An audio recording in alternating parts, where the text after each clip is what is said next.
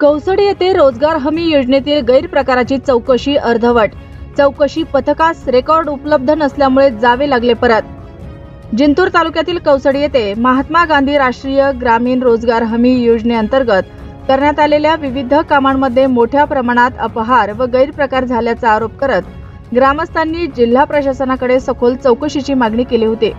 त्यांच्या तक्रारीनुसार चौकशीसाठी नेमलेली समिती दिनांक 31 जुलै गुरुवार रोजी गावात दाखल झाली. मात्र आवश्यक रेकॉर्ड व दस्तावेज ग्रामपंचायतीकडून उपलब्ध न झाल्यामुळे चौकशी न करताच समितीला माघारी जावे लागले.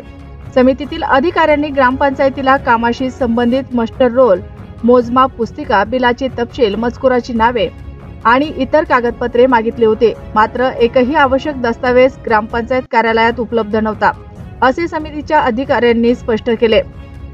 ग्रामस्थांनी आरोप केला आहे की गावात प्रत्यक्ष काम न करता बनावट मास्टरवर मजकूर दाखवून लाखो रुपयांचा अपहार झाला आहे.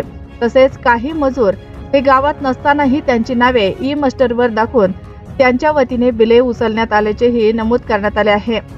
कामामध्ये निकृष्ट दर्जाचे साहित्य वापरून शासनाच्या निधीचा अपव्यय झाल्याचा आरोपही त्यांनी केला आहे.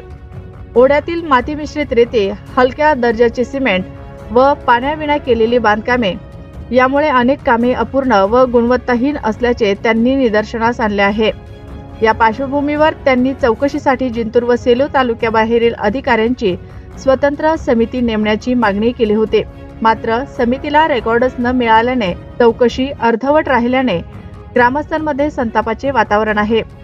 कामाची चौकशी सुरू करण्यासाठी आम्ही कौसडी येथे दाखल झालो होतो. मात्र आवश्यक कागदपत्रे अनुपलब्ध होती, त्यामुळे चौकशी सुरू होऊ शकली नाही. रेकॉर्ड मिळाल्यावर पुढील कारवाई केली जाईल, अशी प्रतिक्रिया अक्षय सुकरे चौकशी समितीतील अधिकाऱ्यांनी दिली.